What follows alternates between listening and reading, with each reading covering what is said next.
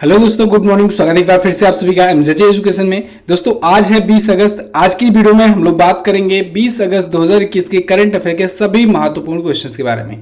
पूरी वीडियो बहुत ही ध्यान से देखिएगा। पूरी वीडियो बहुत ही अच्छे से डिटेल में समझाई है, तो पूरी वीडियो आपको देखना है और वीडियो को पसंद आने पर लाइक और शेयर भी कर देना है। सब्सक्राइब कर लीजिएगा दोस्तों चैनल को, बेल आइकन को प्रेस कीजिएगा जिससे आने वाली वीडियोज का नोटिफिकेशन आप तक पहुंचता रहे। इस वीडियो की ऐसे ही डिटेल के साथ पीडीएफ और डिटेल के साथ ही क्विज आपको मिल जाएगी हमारे एप्लीकेशन एमजेटी ऐप पर। गूगल प्ले स्टोर पर जाइए पीडीएफ और क्विज प्राप्त करने के लिए। और भी हमारी e book, video courses, mock test वगैरह अवेलेबल हैं, आप वहां से जाकर के सबका फायदा उठा सकते हैं। बात करते हैं लास्ट डे के क्वेश्चंस की। लास्ट डे का मेरा पहला क्वेश्चन था आपसे, भविष्य में इंडोनेशिया की राजधानी क्या होगी? तो वो होगी पूर्वी कलिमंतन द्वीप, क्योंकि जकार्ता जो है दोस्तों वो डूब रहा है। भारत में अभी तक कुल कितने ग्रैंड मास्टर हुए हैं? 69। छत्तीसगढ़ राज्य में कुल कितने जिले हो चुके हैं? अब हो चुके हैं 32। मलेशिया की मुद्रा है रिंगित। इन सभी क्वेश्चंस के बारे में काफी लोगों ने बहुत ही अच्छे से आंसर किया था। चलिए अब बात करते हैं आज के दिन के पहले क्वेश्चन की। पहला क्वेश्चन है, वर्ल्ड फोटोग्राफी डे कब मनाया जाता है? तो विश्व फोटोग्राफी दिवस दोस्तों प्रत्येक वर्ष 19 अगस्त को मनाया जाता है।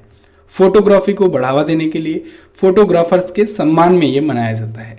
पहली बार कब मनाया गया था? 19 अगस्त 2010 को। ओके, इंपॉर्टेंट डे है, इसे आपको याद रखना है। अब अगस्त महीने में अभी तक कौन कौन से इंपॉर्टेंट डे आए हैं इनका रिवीजन कर लेते हैं हम लोग। सबसे पहले देखिए दोस्तों, 1 अगस्त को 2 इंपॉर्टेंट डे मनाए गए। एक तो मुस्लिम महिला अधिकार दिवस मनाया जाता है, क्योंकि 3 तलाक खत्म हुआ था, हटाया गया था, कानून अपराध घोषित किया गया था 2019 में 1 अगस्त के ही दिन। और 1 अगस्त को ही दोस्तों वर्ल्ड लंग कैंसर डे भी मनाया जाता है, विश्व लंग कैंसर दिवस मनाया जाता है। इसके अलावा दोस्तों अगला इंपॉर्टेंट डे आता है 6 अगस्त को, हिरोशिमा दिवस मनाया जाता है, जब हिरोशिमा पर पहला परमाणु बम गिराया था अमेरिका ने जापान पर, ठीक है, हिरोशिमा शहर पर। फिर 7 अगस्त आता है। 7 अगस्त को 2 महत्वपूर्ण दिवस मनाए जाते हैं। एक तो दोस्तों राष्ट्रीय हथकरघा दिवस मनाया जाता है, हैंडलूम डे, और एक अभी इस बार घोषणा हुई है कि अब से नीरज चोपड़ा जी के सम्मान में मनाया जाएगा राष्ट्रीय भाला फेंक दिवस। क्यों मनाया जाएगा? क्योंकि 7 अगस्त को ही दोस्तों पहला गोल्ड आया एथलेटिक्स में भारत के पास, नीरज चोपड़ा ने ओलंपिक में जिताया। क्लियर? इसके बाद इंपॉर्टेंट डे देखिए 9 अगस्त आता है। 9 अगस्त को दोस्तों नागासाकी दिवस मनाया जाता है। हिरोशिमा और नागासाकी पर परमाणु बम गिराए गए थे, इन दोनों की याद में मनाया जाता है। अच्छा, यहीं बीच में दोस्तों 8 अगस्त आता है। 8 अगस्त को दोस्तों इस बार भारत छोड़ो आंदोलन की 79वीं वर्षगांठ मनाई गई, तो भारत छोड़ो आंदोलन दिवस मनाया जाता है। इसके बाद दोस्तों अगला महत्वपूर्ण बात करें दिवस की, तो वो है 10 अगस्त। 10 अगस्त को विश्व जैव ईंधन दिवस मनाया गया, यानी कि वर्ल्ड बायोफ्यूल डे मनाया गया। इसके बाद 12 अगस्त आता है। 12 अगस्त को भी 2 इंपॉर्टेंट डे मनाए गए। एक तो अंतर्राष्ट्रीय युवा दिवस मनाया जाता है, इंटरनेशनल यूथ डे दोस्तों 12 अगस्त को, जबकि नेशनल यूथ डे 12 जनवरी को मनाया जाता है, याद रखना आपको। 12 अगस्त को ही विश्व हाथी दिवस मनाया गया, वर्ल्ड एलिफेंट डे मनाया गया। इसके बाद 13 अगस्त आता है। 13 अगस्त को दोस्तों विश्व अंगदान दिवस या कहें वर्ल्ड ऑर्गन डोनेशन डे मनाया गया। फिर उसके बाद 14 अगस्त को प्रधानमंत्री ने, नरेंद्र मोदी जी ने घोषणा की कि अब से विभाजन विभीषिका स्मृति दिवस मनाया जाएगा 14 अगस्त को। और अब अभी 15 अगस्त को हमारा प्यारा स्वतंत्रता दिवस मनाया गया। इस बार 75वीं वर्षगांठ थी, ठीक है, 75वां स्वतंत्रता दिवस मनाया गया। क्लियर? इसके बाद दोस्तों अभी 17 अगस्त को इंडोनेशिया ने अपना स्थापना दिवस मनाया 17 अगस्त को, और 19 अगस्त को आपके सामने है वर्ल्ड फोटोग्राफी डे। क्लियर? ये पूरा का पूरा दिवस आपने रिवाइज कर लिया। वीडियो को लाइक कर दीजिए, आगे बढ़ते हैं। अगला क्वेश्चन है, हाल ही में किस राज्य सरकार ने राजीव गांधी ग्रामीण भूमिहीन मजदूर न्याय योजना शुरू की? तो अभी हाल ही में छत्तीसगढ़ राज्य सरकार ने राजीव गांधी ग्रामीण भूमिहीन मजदूर न्याय योजना शुरू की है। इस योजना के बारे में देखिए, नाम से ही आपको स्पष्ट हो रहा है ये किस लिए शुरू की गई है। इसका उद्देश्य है कि ग्रामीण क्षेत्रों में जो मजदूर रहते हैं या ऐसे व्यक्ति रहते हैं जिनके पास भूमि नहीं है, खेती करने के लिए जमीन नहीं है, तो ऐसे वर्कर्स को, ऐसे भूमिहीन मजदूरों को दोस्तों न्यूनतम मजदूरी पर समर्थन दिया जाएगा, ठीक है, उनको काम दिया जाएगा। जैसे एक योजना, बहुत ही प्रचलित योजना है मनरेगा, ठीक है, 2006 में शुरू हुई थी, जो कि 2005-6 में, तो वैसे ही यहाँ पर भी दिया जाएगा, कुछ इसी टाइप से होगा, ये इसी फॉर्मेट में होगा। भूमिहीन मजदूरों को न्यूनतम मजदूरी के साथ समर्थन दिया जाएगा। इस योजना पर 200 करोड़ रुपए खर्च किए जाएंगे छत्तीसगढ़ सरकार के द्वारा। और इससे अनुमान लगाया जा रहा है कि लगभग 12 लाख से ज़्यादा भूमिहीन परिवार जो हैं वो लाभान्वित होंगे। ओके, अब छत्तीसगढ़ सरकार की ये योजना है। छत्तीसगढ़ देख लेते हैं मैप में। छत्तीसगढ़ देखिए दोस्तों, यहाँ पर है मैप में, यहाँ पर जूम इन करते हैं। देखिए ये रहा छत्तीसगढ़। छत्तीसगढ़ 26वें राज्य के रूप में आया था चर्चे में। ठीक है, 26वें राज्य के रूप में इसका गठन हुआ था। मध्य प्रदेश से अलग हुआ था 1 नवंबर सन 2000 को। छत्तीसगढ़ 26वां, फिर इसके बाद 27वां बना था उत्तराखंड जस्ट 8 दिन बाद यानी कि 9 नवंबर सन 2000 को। फिर उसके 6 दिन बाद यानी 15 नवंबर को दोस्तों झारखंड बिहार से अलग हो गया था, यहाँ पर है झारखंड। ठीक है, वो बना था 28वां राज्य। 29वें राज्य के रूप में तेलंगाना अलग हुआ था। फिलहाल अभी वर्तमान में 28 राज्य दोबारा से हो चुके हैं क्योंकि जम्मू कश्मीर और लद्दाख को यूनियन टेरिटरी घोषित कर दिया गया है। देखिए यहाँ पर छत्तीसगढ़ अपना बॉर्डर किससे किससे शेयर कर रहा है? आंध्र प्रदेश से, तेलंगाना से, ओडिशा से, झारखंड से, इधर ये उत्तर प्रदेश से और मध्य प्रदेश और महाराष्ट्र से भी अपना बॉर्डर शेयर करता है। छत्तीसगढ़ याद रखना है दोस्तों, 7 राज्यों से अपना बॉर्डर शेयर करता है। क्लियर? छत्तीसगढ़ के करंट टाइम पर चीफ मिनिस्टर है भूपेश बघेल जी, ये कांग्रेस पार्टी से हैं। अनसुईया उइके यहाँ की गवर्नर हैं और छत्तीसगढ़ हाईकोर्ट के चीफ जस्टिस हैं प्रशांत कुमार मिश्रा। छत्तीसगढ़ में दोस्तों जिलों की संख्या अब हो चुकी है 32। अभी 28 थे, 4 नए जिले बनाए गए, अब टोटल संख्या हो गई जिलों की 32। विधानसभा में 90 सीटें हैं यहाँ पर और लोकसभा में 11, राज्यसभा में यहाँ से सीटें जाती हैं 5। यहाँ पर झीलों की अगर बात करें तो बूढ़ापारा झील है, तालीबंद है तालाब, बूढ़ा तालाब है, महाराजा बांध तालाब है, गंगा मुंडा झील है, दलपत सागर झील है। नेशनल पार्क की बात करें तो इंद्रावती नेशनल पार्क आप लोगों को याद रखना है। 12वां पारा वन्यजीव अभ्यारण्य याद रखना है। सुआ नृत्य और चंदेनी नृत्य ये छत्तीसगढ़ का ही नृत्य है। यहाँ के चर्चित स्थल हैं दुर्ग जिला और बिलासपुर। ओके, देखिए दोस्तों ऐसे ही जो पेज था राज्यों वाला सभी राज्यों के लिए बनवा रहा हूँ और ये लगभग कंप्लीट हो गया है। आज इसका पूरा का पूरा कंप्लीट हो जाएगा तो कल से आपको हर एक राज्य में ये सारी डिटेल्स मिला करेंगे। ओके, तो चैनल को सब्सक्राइब करके रखिए, बेल आइकन को प्रेस करके रखिए। ये जो भी वीडियोज़ मैं आपको डेली करंट अफेयर में देता हूँ या शाम को जो डेली जीके टेस्ट में आती है, इन सब से आपका डेली करंट अफेयर और डेली जीके बहुत ही ज़्यादा मजबूत हो जाने वाला है। ठीक है, सभी राज्यों के बारे में भी आप डिटेल जानकारी जाना करोगे अब से। अगला क्वेश्चन देखते हैं, किस केंद्रीय मंत्रालय ने अमृत महोत्सव श्री शक्ति चैलेंज 2021 लॉन्च किया? तो अभी हाल ही में इलेक्ट्रॉनिक और आईटी मिनिस्ट्री के मिनिस्टर ने अमृत महोत्सव श्री शक्ति चैलेंज 2021 लॉन्च किया है। क्यों लॉन्च किया है? इससे दोस्तों जो विमेन एंटरप्रेन्योर्स हैं इनको टेक्नोलॉजी सॉल्यूशन में इनके सपोर्ट करने के लिए मदद मिलेगी। अपने एंटरप्रेन्योरशिप के स्किल्स को ये निखार सकें और ठीक है तो पूरी क्षमता के साथ ये लग सके, इस वजह से केंद्रीय इलेक्ट्रॉनिक और सूचना प्रौद्योगिकी मंत्रालय के द्वारा ये पहल शुरू की गई है, अमृत महोत्सव श्री शक्ति चैलेंज 2021। वर्तमान में केंद्रीय इलेक्ट्रॉनिक और सूचना प्रौद्योगिकी मंत्री कौन है? वो हैं अश्विनी वैष्णव जी। यही वर्तमान में रेल मंत्री भी हैं। अभी दोस्तों 7 जुलाई 2021 को कैबिनेट का एक्सपेंशन हुआ था। इससे मैंने आपको वीडियो दी हुई है, आप लोग देख सकते हैं नीचे, न्यू कैबिनेट मिनिस्टर्स। ठीक है, आप देख सकते हैं मोदी 2.0 के नाम से वीडियो है। अगला क्वेश्चन देखते हैं, अगस्त 2021 में भारत ने निम्न में से किस देश के साथ द्विपक्षीय समुद्री अभ्यास किया? तो अभी हाल ही में दोस्तों भारतीय नौसेना ने वियतनाम की नौसेना के साथ एक द्विपक्षीय समुद्री अभ्यास किया हुआ है। अभी कल ही मैंने दोस्तों आपको जो भी भारतीय सेना के साथ एक्सरसाइजेज हुई हैं, चाहे वो भारतीय नौसेना हो या थल सेना हो, उसका रिवीजन करवाया हुआ था। तो अगर आपने नहीं रिवीजन किया तो कल की वीडियो नहीं देखी तो कल की वीडियो देख लो। अगर रिवीजन कर लिया है तो आज आपकी बारी है, कमेंट करके बताओ कि अभी हाल फिलहाल में भारतीय सेना ने कहां पर किन किन देशों के बीच में कौन कौन सा अभ्यास किया है। फिलहाल यहाँ पर बात करें तो वियतनाम और इंडिया की नेवी के बीच में हुआ है ये द्विपक्षीय समुद्री अभ्यास, मैरीटाइम एक्सरसाइज। कहां पर हुआ है? साउथ चाइना सागर में हुआ है, साउथ चाइना सी में हुआ है। भारत की तरफ से आईएनएस रणविजय और आईएनएस कोरा ने हिस्सा लिया, जबकि वियतनाम की पीपुल्स नेवी के द्वारा वहां के थ्रू एक फ्रिगेट वीपीएनएस लाई थाई तो नाम का एक जो विमान है उसने इस मॉक ड्रिल में हिस्सा लिया था। क्लियर? तो कमेंट करके हमें बताइए आज कौन कौन से अभी हाल फिलहाल में सैन्य अभ्यास आयोजित हुए हैं। अगला क्वेश्चन, हाल ही में किस केंद्रीय मंत्री ने ब्रिक्स उद्योग मंत्रियों की 5वीं बैठक की अध्यक्षता की? तो अभी हाल ही में केंद्रीय मंत्री पीयूष गोयल जी ने दोस्तों इसकी अध्यक्षता की है। पीयूष गोयल जी, क्योंकि ये वाणिज्य और उद्योग मंत्री हैं, इस वजह से अभी जो ब्रिक्स की उद्योग मंत्रियों की जो बैठक हुई, जो कि 5वीं बैठक थी, इसकी इन्होंने अध्यक्षता की। अब आप सोचोगे भारत के ही केंद्रीय मंत्री क्यों अध्यक्षता कर रहे हैं? क्योंकि दोस्तों इस पूरे के पूरे साल ब्रिक्स जो है वो अध्यक्षता कर रहा है। मैंने आपको कई बार बताया है कि जो भी सम्मेलन होता है, चाहे वो ब्रिक्स समिट हो या फिर G20 समिट हो या जो भी समिट होती है, उस वर्ष जो देश उसके मेन आयोजन की मेन समिट की अध्यक्षता करने वाला होता है, उसी देश के मंत्रियों के द्वारा दोस्तों जो भी छोटे मोटे आयोजन होते हैं पूरे वर्ष भर में, सारी की सारी अध्यक्षता उसी देश के द्वारा की जाती है।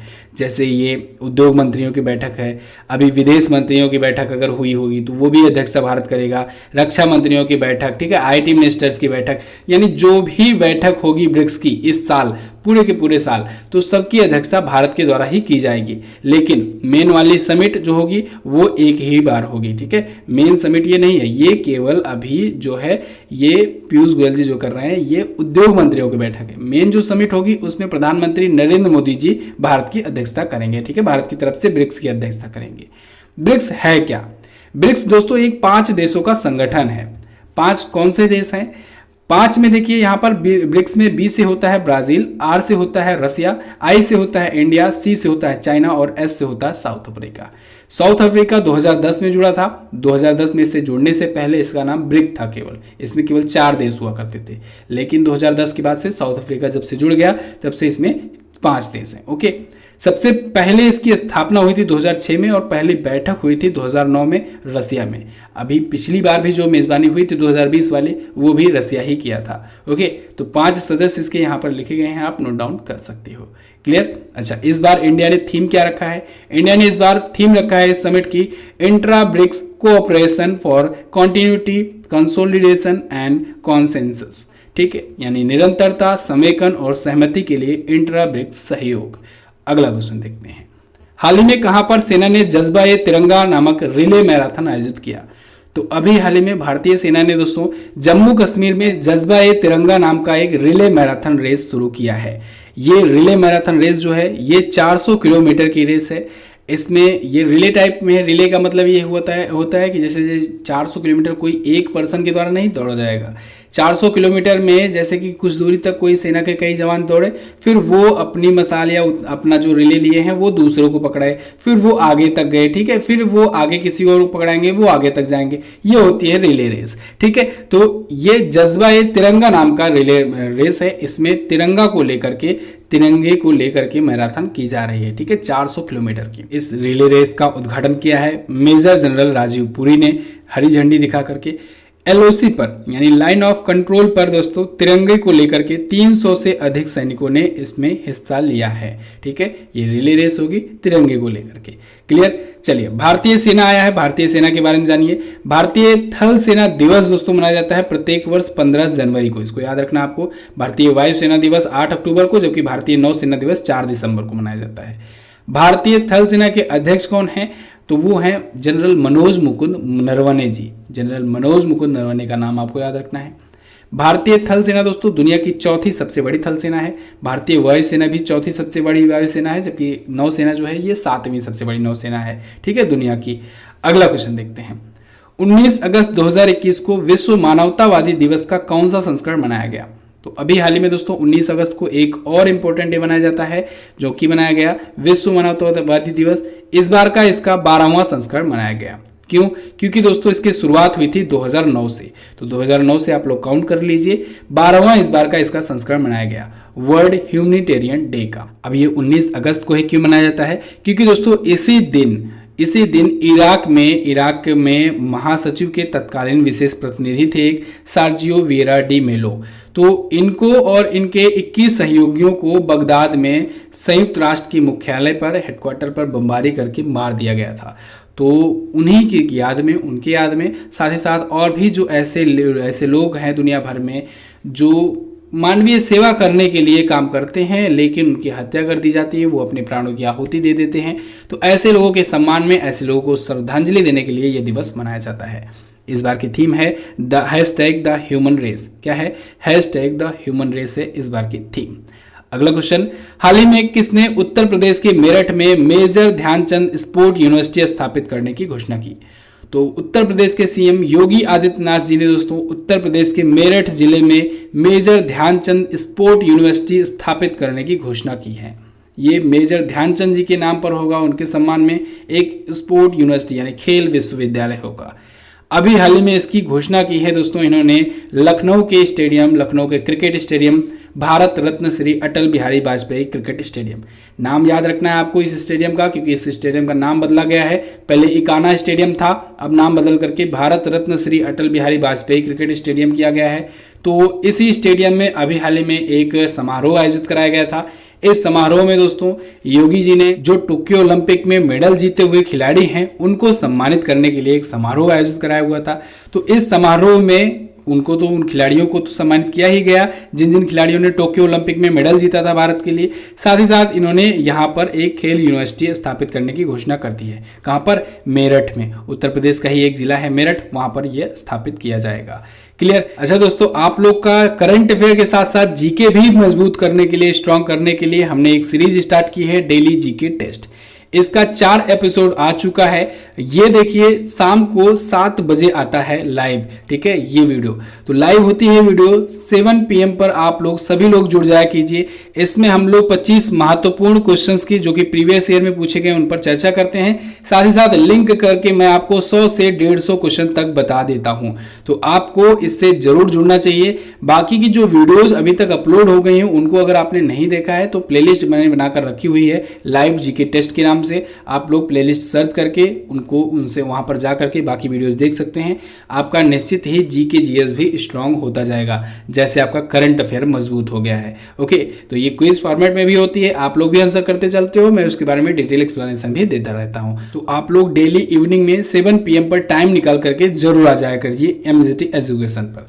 अगला क्वेश्चन देखते हैं, उत्तर प्रदेश सरकार ने कितने करोड़ युवाओं को टैबलेट या स्मार्टफोन देने की घोषणा की? तो उत्तर प्रदेश सरकार ने घोषणा की है कि वो 1 करोड़ युवाओं को टैबलेट या स्मार्टफोन देगा, ठीक है। लेकिन ये किसको दिया जाएगा? ऐसे युवाओं को दिया जाएगा जो ग्रेजुएट्स होंगे, जो पोस्ट ग्रेजुएट्स होंगे या फिर जो डिप्लोमा किए होंगे। तो ऐसे जो युवा हैं, यूथ हैं उत्तर प्रदेश की, इनको दिए जाएंगे टैबलेट या स्मार्टफोन। 1 करोड़ ऐसे युवा सेलेक्ट किए जाएंगे, ठीक है। तो उत्तर प्रदेश के सीएम योगी आदित्यनाथ जी ने इसकी घोषणा की है। अब उत्तर प्रदेश 2 बार आ गया, तो उत्तर प्रदेश के बारे में जानिए। ये रहा मैप में उत्तर प्रदेश। देखिए अभी यहाँ पर ये फिलअप नहीं हुआ है, लेकिन जैसे कि मैंने आपको बताया कि आज लगभग पूरा का पूरा काम फाइनलाइज हो गया है। सभी राज्यों के बारे में सारी डिटेल्स अब से आपको मिलेंगी, ठीक है, आज के बाद से। तो आपको अब पेशेंस बनाकर रखना है, सभी राज्यों के बारे में अब से आपको बहुत ज़्यादा डिटेल नॉलेज मिलेगी। यहाँ पर देखिए उत्तर प्रदेश दोस्तों सबसे ज्यादा 8 राज्यों से और 1 केंद्र शासित प्रदेश से अपना बॉर्डर शेयर करता है। अगर पूछा जाए भारत में सबसे ज्यादा राज्यों से सीमा करने वाला राज्य कौन सा है, तो आप बताएंगे उत्तर प्रदेश। उत्तर प्रदेश की देखिए राजधानी है लखनऊ। यहाँ पर देखिए किससे किससे बॉर्डर शेयर कर रहा है? बिहार से, झारखंड से, छत्तीसगढ़ से भी थोड़ा सा, मध्य प्रदेश से, राजस्थान से, हरियाणा से, उत्तराखंड से, ठीक है, हिमाचल प्रदेश से भी शेयर करता है। थोड़ा सा ये दिल्ली केंद्र शासित प्रदेश से भी अपना बॉर्डर लगाता है, ठीक है। चलिए, अब उत्तर प्रदेश के सीएम है योगी आदित्यनाथ जी, बीजेपी पार्टी से हैं। आनंदीबेन पटेल जी यहाँ की गवर्नर हैं और चीफ जस्टिस दोस्तों चेंज हो चुके हैं। यहाँ पर देखिए इलाहाबाद हाई कोर्ट के चीफ जस्टिस दोस्तों मुनीश्वर नाथ भंडारी हैं, अपडेट कर लीजिएगा। मुनीश्वर नाथ भंडारी जी हैं नए चीफ जस्टिस, अभी कार्यवाहक ही हैं हालांकि, ठीक है। तो ये जो हैं ये चीफ जस्टिस हैं। लोकसभा में दोस्तों सबसे ज्यादा सीटें 80 सीटें यहीं से जाती हैं, उत्तर प्रदेश से भी ही। राज्यसभा में भी सबसे ज्यादा सीटें 31 सीटें उत्तर प्रदेश से ही जाती हैं। विधानसभा में किसी भी राज्य की अपेक्षा सबसे ज्यादा सीटें उत्तर प्रदेश में ही है, 403। 75 जिले किसी भी राज्य की अपेक्षा सबसे ज्यादा जिले भी हैं उत्तर प्रदेश में। अगला क्वेश्चन देखते हैं, हाल ही में सीडीएस जनरल बिपिन रावत ने किस पुस्तक का विमोचन किया? तो अभी हाल ही में हमारे chief of defence staff General Bipin Rawat ji ने एक बुक का विमोचन किया है, ऑपरेशन खुखरी। ऑपरेशन खुखरी जो है दोस्तों, ये पुस्तक इन्होंने लिखी नहीं है, इन्होंने इसका विमोचन किया है। लिखा किसने है फिर? इस पुस्तक को लिखा है दोस्तों राजपाल पूनिया ने और सुश्री दामिनी पूनिया ने, ठीक है। तो राजपाल पूनिया और दामिनी पूनिया के द्वारा ये पुस्तक लिखी गई है, लेकिन इसका विमोचन किया है किसने? जनरल बिपिन रावत जी ने। कई बार आपको बताया है कि जब पुस्तक को लॉन्च किया जाता है तो किसी ऐसे ग्रेट पर्सन को या किसी ऐसे पॉपुलर पर्सन से करवाया जाता है विमोचन, जिससे उस पुस्तक को प्रसिद्धि मिल सके, ठीक है, इनिशियल लेवल पर। इस पुस्तक का नाम दोस्तों एक ऑपरेशन के नाम पर रखा गया है। ऑपरेशन खुखरी जो है ये एक्चुअली में भारतीय सेना के सबसे सफल अंतर्राष्ट्रीय मिशनों में से एक मिशन था, ऑपरेशन खुखरी।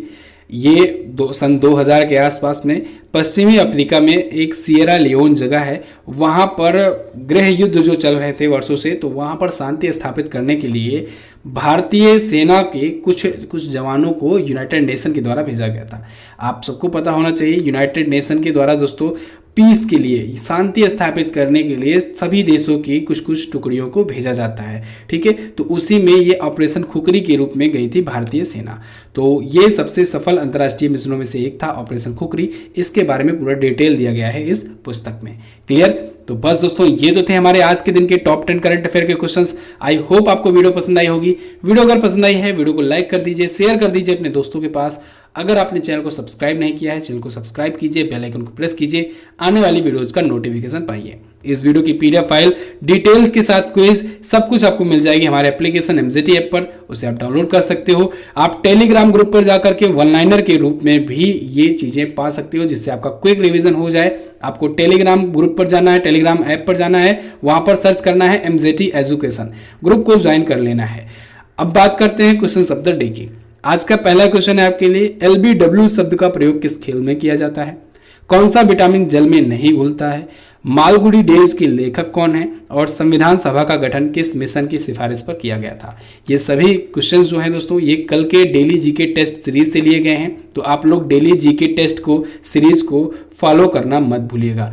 डेली इवनिंग में 7 PM पर लाइव होती है वीडियो आप देख लियो, जाओ जल्दी से इसकी क्विज सॉल्व कर लो एमसीटी ऐप पर और इसकी पीडीएफ भी डाउनलोड कर लेना। चलिए बस फिलहाल रखते हैं इतना ही वीडियो को एंड तक देखने के लिए बहुत बहुत धन्यवाद। मिलेंगे अगली वीडियो में, तब तक के लिए नमस्कार, जय हिंद, वंदे मातरम।